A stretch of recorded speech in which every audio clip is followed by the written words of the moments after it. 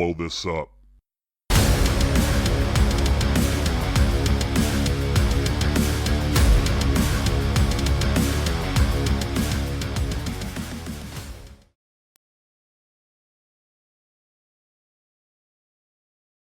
Look alive, Bomb Squad. We are back for another episode of Let's Blow This Up. It is the Season 3 co-host collective series. I am your host, Jason Sircone, and today I am joined by the one and only Ana Xavier. What's going on, Ana?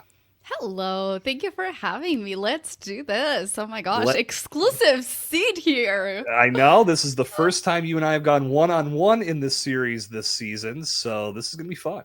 This is going to be awesome because we're talking about something that I actually love talking about. Not that I don't love everything else, but I know what you're saying, though, and that's perfect segue into the topic of the day, which is marketing your podcast on one platform alone, which in a lot of ways goes against the grain when you hear the advice that a lot of people will give. I've heard it way too many times that you need to be everywhere, and the problem with that is we don't have the bandwidth to be everywhere. If it's just us, if we're solopreneurs and we're doing all of the heavy lifting when it comes to building our podcast and marketing our podcast, there's only so many hours in the day. Gary V can have a presence on every platform because he has a team of 50 cranking out that content for him. If you've got a team of 50, hats off to you. I don't, and I know you don't. Right. So we want to emphasize how you can build a presence on one platform and then grow from there, because it's going to bear much more fruit, and it's going to help you keep your sanity because you won't be burning yourself out trying to build this active presence everywhere. So Ana, let's start with the very basics of this. Why would you recommend to somebody to start with just one platform versus trying to build a presence on the many that they have at their disposal? I think we have to backtrack for a second, and I want to say test everything for 6 months. Only pick the stuff that actually works. And what I mean by works is actually looking at two factors. One, what do you actually enjoy? Pay attention. Because you're not, as a host, it's only sustainable if you enjoy it or if you find processes to be making the process enjoyable. Mm-hmm. So look at what you enjoy. And then secondly, the content has to be optimized for the platform that it is. And what I mean by this is if you're sharing clips from your podcast that is itty bitty, tiny, and there's no captions and the quality isn't amazing and it's super dark and the audio isn't great, who's going to want to engage with that? Right. So those three factors really are going to be fundamental in the performance of how that content is on social media. And then that's when you're marketing and social media or email newsletter. And then when you're looking at what is actually, how do you determine that, is understanding when you're looking at all of this, there's the idea that, you have to be everywhere because that's where, most people are. But again, it's not sustainable. Right.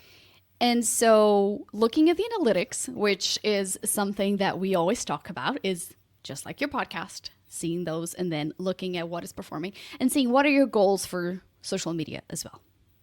Right. And so when we're looking at those, I feel like I just veered completely off your question, but I think that I really wanted to touch on that. Because, when we're looking at picking one platform, we actually need to understand where our opportunities and where we actually enjoy. Because I will tell you, I start experimenting, but I measure. And so that's going to be making me, when I'm looking at the return on investment, is it worth my time or not? As podcasters, we know that we have to be creating a community, and communities are everywhere. There's people who love podcasting on X, on LinkedIn, on Instagram, Blue Sky, TikTok, all the things, even a newsletter. But what is going to be determining is your willingness to actually pursue it, because nothing in here happens overnight. And again, I'm going to say this, what we said in another episode about limiting beliefs. Virality is the exception, not the rule. So it's by being in front of people that we're going to be able to create that connection with audiences, is that understanding that every single time we're showing up is it's building a trust and building blocks of our authority. So again, Jason, I went to the side and I forgot what you mentioned, what you asked me. Oh my God. This is I want to. Well, we're gonna pick this apart a little bit, because I think in the question that I asked was starting small and building it out, and you mentioned that testing everything should be the standard practice for the first 6 months to find out what works. What I want to analyze a little bit more in that statement is that testing everything is a very broad statement. For those not watching, I did the quote symbols, quote unquote, everything, because I still think that even trying to test it is not going to allow you to get the full return. So would you say that it's fair? Okay, if I'm going to test where I'm going to be the most effective, maybe I pick 3 to 5 platforms, or 5 is already too much. I'm going to say I agree. 2 to 3. Okay, we'll keep it small then. We'll say 2 to 3 and test those 3, because that was my thinking when you said that. If a listener could easily say, well, everything is a lot, and that kind of goes against what we're talking about today. So we're on the same page there. Pick 3, test those, be engaging for 6 months, see what works best. Okay. Yeah. Now I want to say this, because I feel that I want to reverse engineer, and I've done this before on the show, but it bears repeating. I want to reverse engineer this mindset of being everywhere so everyone can find you, because the thought process behind that is that everyone is everywhere. Why can't I just be where I'm going to be the most effective? If everyone is everywhere, they're going to find me, and they're going to find me in my most engaging state, versus spread too thin, creating an echo chamber of my content across all platforms. If I can lean into one platform, and for me, we'll dig into this too. For me, it's podcasting. When I'm in my season mode like I am right now, this is where I'm at. I worry about the marketing afterwards. I do things to promote it, obviously, but I'm not getting heavy and intense into my marketing until I'm done creating. That's me, and I do this differently with seasons, so we can dig into that too. But overall, it's finding where you're the most passionate. It's finding where you can make the most impact. Overall, I think being simple and finding the platform where you can make that most impact is going to help in the long run, because that's a foundation on which now you've built an audience. You've been able to get them to gravitate to your podcast. Now, maybe you add in a second platform and then grow from there. That's my 2 cents. Yes. I think that what you said is so good. So I think that as a person, you have to think about, like, how are you naturally inclined? And this is where leaning into the habits, leaning into our strengths is really important. And the problem with the internet is that someone will say, you have email marketing is a feature of podcasting. But if you don't like email marketing, if you don't like writing, and most of your audience is on social media and you're actually getting good results on social media, why complicate it? Why add another element? I would say when you're picking your 2 to 3, select channels that are not owned by the same company. This is very important. Very smart. When Meta went down last year, 2 years ago, whatever, Instagram, Facebook, Messenger, WhatsApp, I think that's all. Threads. I think Threads didn't even exist. Oh, yeah, Threads might not have existed yet. Yeah, that's no, it didn't exist at the time. So all of those platforms went down. And so people were panicking. They were like, I have all of these episodes that I'm launching. So if you pick Facebook and Instagram, you're kind of screwed. So let's select, for instance, like X and Facebook, or email marketing and LinkedIn. So really thinking about, and this is where I think I agree with you. If people are everywhere, you can build a platform from scratch where those people are, but it's going to feel so much more authentic. I am someone who loves design, loves graphic design, loves designing information. So for me, Instagram makes a lot of sense because it has all of those graphics. I can be creative. It's expected of that platform. And so I have Instagram, and then I have LinkedIn. LinkedIn is not my favorite child, but I'm there because some opportunities are there. It's the time and the effort and the attitude that I have toward it that will be important. So I have people that follow me on LinkedIn, but every now and again I share some content I'm testing that is like kind of maybe reels, maybe some video that is a little more fun, a little more creative. And I actually keep the Instagram handle that sometimes when you download a video, like it shows up. I actually keep it because a few people actually follow me from LinkedIn to Instagram. Yeah, right. And they build that connection. And for instance, even within the platforms, you have the permanent content and the temporary content. And I do a lot more temporary content on stories, for instance, because I'm paying attention to what is working. So platforms will tell you what will help you grow. So when, like, think about it from this perspective. When we're thinking about the early adopters, they're always benefited by platforms because the platform wants users to test their tools or their features. And so what they're going to do is to incentivize people to use them. They will push that content. I mean, you remember during the pandemic, Reels was pushed, like it was like insane. You would get so many views on content that you were clipping from the show, direct to camera. And so really paying attention to what is working, but also how this is something that you can take any platform that has a new feature. If you have access to it, double down on it, because just test and just see how you can use it in your own ways and stop looking at the gurus. And there's something that people say, oh, you know, I'm doing what so-and-so said. Okay, pay attention, but don't copy, because if you're copying to the T what they're doing, you're blending in. You're not standing out because your content will look exactly like, for instance, a studio set that looks like every single other studio.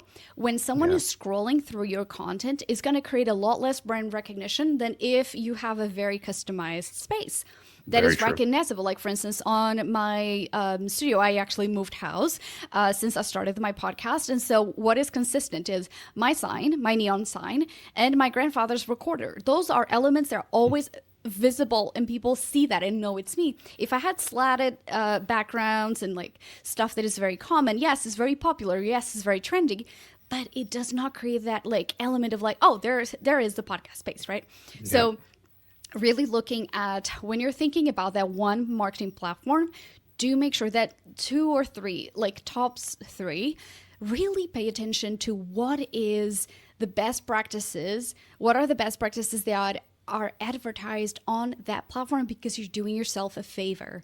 And so that is, I would say, if you don't have a team of 50 people to test things for more than 1 quarter, because 1 quarter sometimes is not enough, but pay attention as well to like how, like, why did that content perform really well on that promo for the podcast? So was it the way that you conveyed it? Was it the format that you used? Maybe it was like a carousel instead of a clip. Was it maybe a newsletter that it felt really emotional and you were just writing a lot? Like, there's so many nuances to how content is perceived, but also as creators, we have to ask ourselves questions like, oh, wow, like why did that newsletter receive 5 responses instead of like maybe the one that we just get every now and again?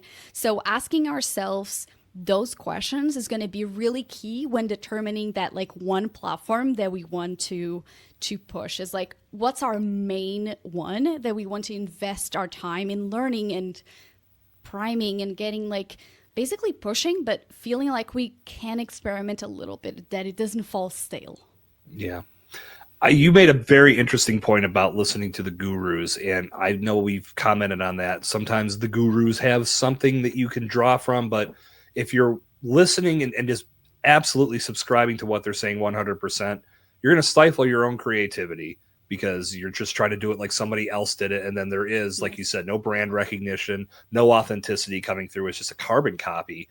And yeah, it might grab a few people's attention out of the gates, but overall, it's just not making you stand out. I know I've had this conversation with a lot of people about podcast covers and their episode, or I'm sorry, their overall show covers. Do not put a microphone on your podcast cover, and do not put a sound wave on your podcast cover. Oh my gosh, yeah. That's what makes you blend in, not stand out, because I don't know where that word from above was passed down that every podcast cover had to have a microphone on it, but because it's a podcast, okay? I know, right? Yeah, like, I know you think natural, but that's the thing though. If you think beyond that, you start saying, well, hell, everybody has a microphone. Why what this just blends in. This is and just it's always quo. the third 3 first graphics on Canva. It's always the same microphone. Like people literally go, this is okay, let's go. And you're like, right. Oh God. And yes. Yeah, no, that's the thing. I mean, I think the overall theme here is that you have to elevate your thinking to a different level if you want to stand out. And a lot of that can start with the podcast itself, which is why I believe very heavily in finding podcast art that really captures the message of your show and it aligns with your brand. If you're building it around your company for your business, it absolutely has to be parallel, because there's no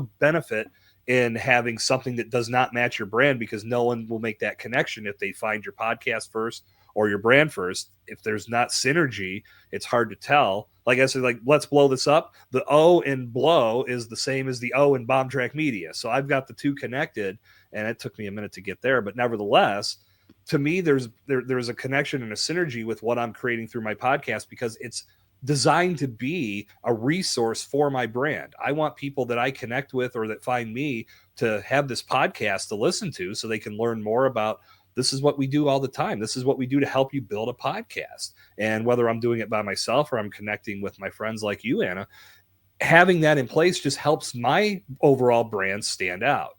And I think starting there and building it out is a great way to make things come together and make yourself shine. But when you do spread yourself so thin that you're not looking at just where can I really make an impact with my message, or I mean, you could go the other way and say, listen, I just want to focus on Facebook, and I'll do organic, I'll do ads, I'll do whatever I need to do, but I'm just going to be here for now.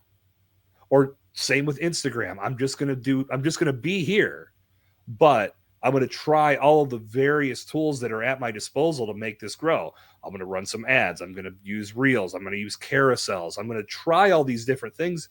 And then you can do, like you said, Anna, look at what works, evaluate things, and decide where more of your time needs to be placed. That's how I see this working. And I feel like that type of mentality, it's going to take some pressure off of people, because they won't feel like they have to be everywhere. But ultimately, it builds this foundation on which you can build everything else and move forward. Yeah, and another element to this is, because I'm going to say the two options here, and I'm going to let for a second it sink in. Which one do you think is more effective? When I say, hey, after listening to this episode, go on social media and tell us what you thought. Version 2. After listening to this episode, go on Instagram and let us know what you thought about this episode. I'm going to put our handles down underneath. Yeah. The second is way more specific. Exactly. Right? Because a lot of times, and there's user behavior, what happens when you're trying to go everywhere? One, it's confusing for the user, because they're like, I don't know which one she actually uses, or like Jason is, right? Yeah. So I'm saying Instagram, people have that, like, already they feel like we're celebrities. So like reaching out via email or whatever, it feels like I'm like, there's no way they're going to reply to me. But when you say consistently, and again, building that habit, saying it 1,000 times, every single time on the episode, tell me what your aha was, or tell me like if you like this episode. It cements the idea that yes, they can talk to us. They know exactly where to go. And if you say like, I reply myself to every DM, it will give them that reassurance that, yes, it's worthwhile. But if you're trying to go everywhere, most likely you're going to miss out on comments. You're going to miss out on DMs. And this happens all the time when I'm working with clients and when we're auditing and trying to remove overwhelm. They go, no one talks to me. And I'm like, all right, let's open your Instagram. Let's open your LinkedIn. And then we just see notification, comment, like, whatever. And I'm like, look at all of this. If people comment on your posts time and time again and you never reply, it's like a Pavlovian response. People go, okay, they're never responding. So what's the point, right? So thinking about those two things, one, be super specific about where you want them to hang out. And if it's the one place, it's easier for them. They don't have to guess. And then second, assuring them that they will get a response and making sure that going back, like, oh gosh, like that person commented 7 times, I never got back to them. So those things are important. I agree 100%. I think one of the bigger mistakes that I see a lot of podcast guests make, and believe me, I've made this mistake myself, and I think it applies to hosting your own show, guesting, whatever, even if you're doing both, you got to limit your calls to action. And Yeah. you have to be so dialed in, because put yourself in the listener's shoes. More than likely, when they're consuming that content, they're on the road, or they're at the gym, or they're taking a walk. You have to do something that's going to plant a seed to take action, versus what we typically hear. And it breaks my heart when I hear podcast guests do this sometimes, because they've taken half an hour to 45 minutes to give a great interview and just provide value across the board. And then the host tees them up for where the listeners can get more value. And they name off every social media platform they've ever been on. They give their ICQ handle, their AOL Instant Messenger handle. They've given 15 places that a person can go. And in my head, I'm saying, I don't know which one you want me to connect with you on, so I'm not going to connect with you anywhere. Do you want my personal favorite? The phone number. Phone number. I've never done that as a call to action. I've had that in the show notes, but I've never given it. Oh, I hear it all the time. No, I'm like, I've heard it. Yeah, I've heard it. They just constantly like, oh yeah, reach out to me on 972, and I'm like, no, no one's gonna text or call. Anyway, no, sorry. That's talk about opening up Pandora's box with that, because wow. No, I think the tighter you can get with that, the more specific you can get. And again, you nailed it dead on, Anna. If you can get people to come to the one place where you want them to come and be and guide them there, not literally, but figuratively, grab them by the hand and drag them there, it's going to make things so much easier. And if it's your show and you're ending with the same call to action every time, your loyal listeners start to get that build up in their head. Okay, if I want to take this relationship further, I know exactly where to go, versus picking and choosing and trying to guess. And that ultimately leaves your people out in the cold. Yeah. And it's, something that I think about often is, there's right and wrong ways to do things, but it's not that like one social media or one channel is wrong at all. It's just like the way you execute on it. Because I just said, when people say phone numbers, and I just remembered they're in Europe, there's this huge obsession with WhatsApp channels. So people actually promote podcast episodes on WhatsApp groups. And even stores in Europe use that as like, do you want to receive like your coupons? Or instead of sending email newsletters, they send messages on Telegram or WhatsApp. So, like, again, that is something that actually works in Europe. Is very common for brands to do that and podcasters to grow their, and they go, add me on WhatsApp for getting notifications and behind the scenes and community and conversations with listeners. So I just said that, and I was like, let me backtrack for a second. That's the one time you can use your phone number. Okay, there you go. I gotta say, am I dating myself by saying that I've never used WhatsApp? I've never used Telegram. What? I just have not. I've had no reason to. I have been a part of no teams that have used that. I did not ever even think about taking it to the level of I could promote my podcast through it. But if that's a European thing, it hasn't really been a trend in the States, then maybe I don't have a purpose in doing that. But yeah, never. I don't even have those apps on my phone. The call to action at the end. We really want to know, if you're listening to this episode, have you heard about this, and let us know if it has worked for you.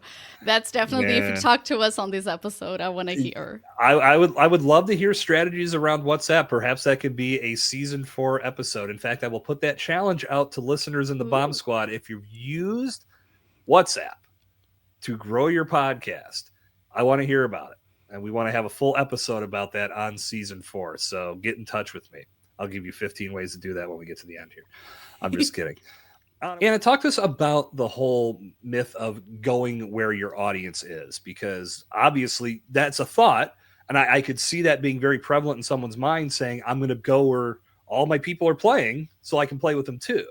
That's just common sense, very tribal type of mindset. But I know you have other theories in regards to this. Please explain. Yes. So it's common that people say, see where your audience is, go there.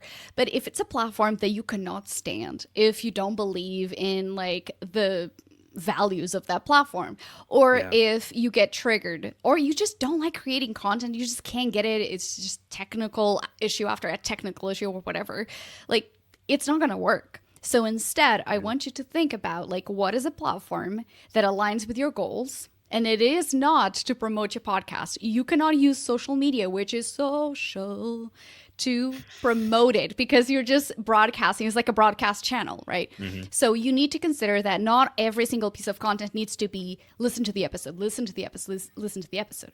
So I want you to think about, does a social media platform serve the goals where you are, and can you create content consistently on that platform? I touched this on this in the beginning of the episode, but I want people to think about, if you're someone who absolutely detests video, you cannot get yourself to show up on video, even if you don't have a video podcast or if you have a video podcast.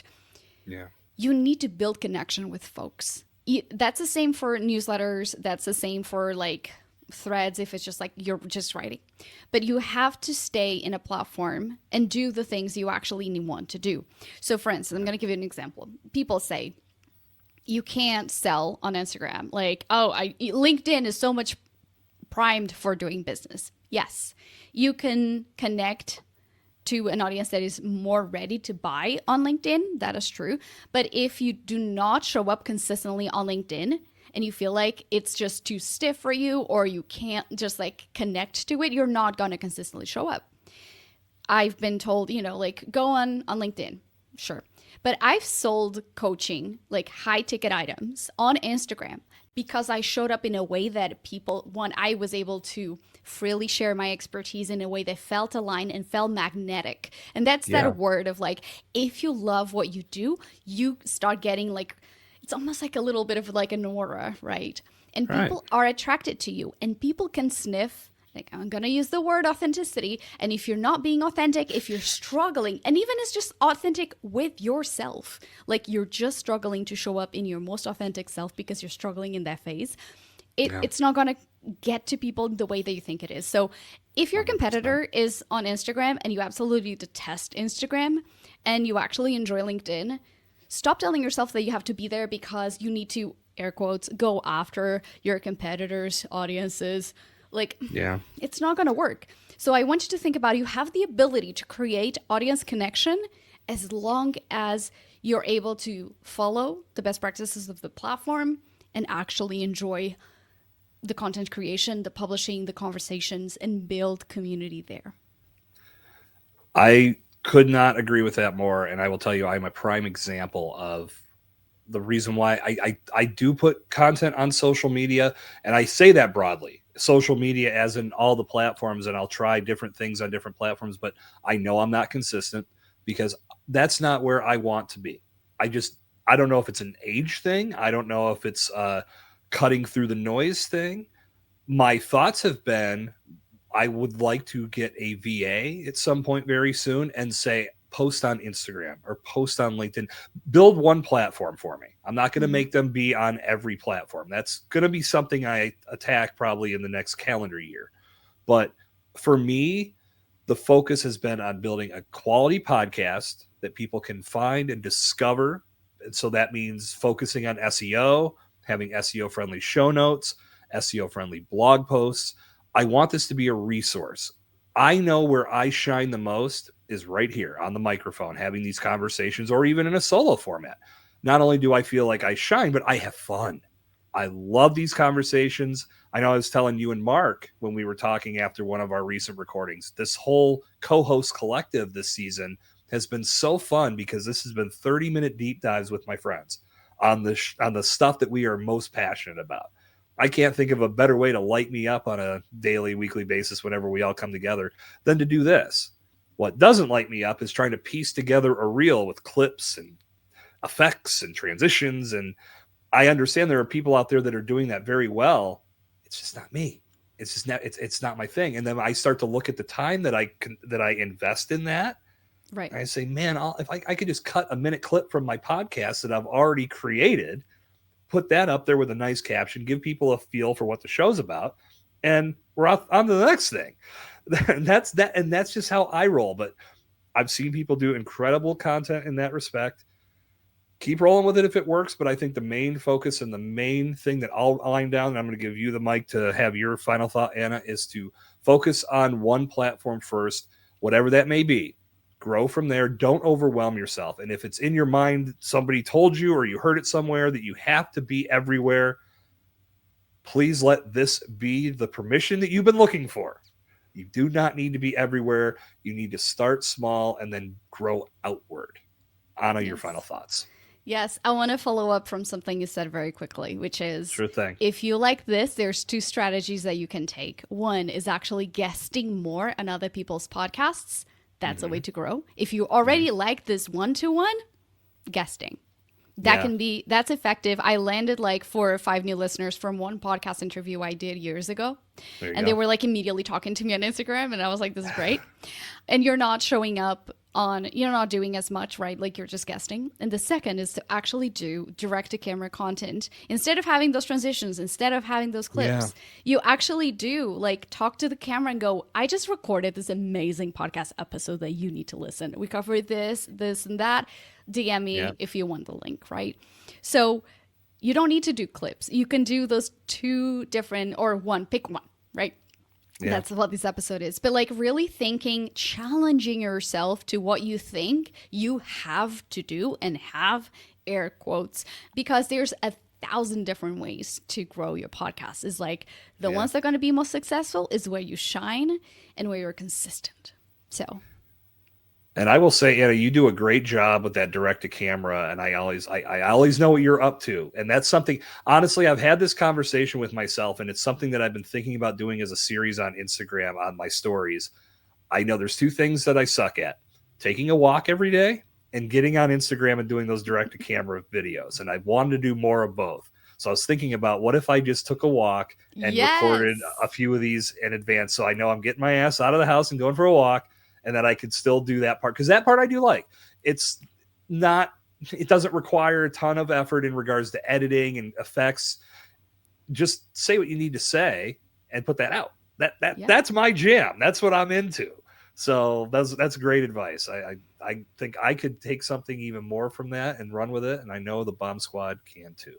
Yes. Talk to us on Instagram. Let us know. Tell us that Jason needs to be more on the IG, baby. Well, okay, so we're going to do this as our call to action, just to stay consistent. One platform. Let's use Instagram. You can reach me at Jason Sircone on Instagram. Send me a DM. Tell me you love the episode. Ana, how do they reach you on Instagram? Yes, I'm at the podcast space. So tell us the same thing, that you're going to get on Jason's DMs and go like, come on, man, show up on Instagram.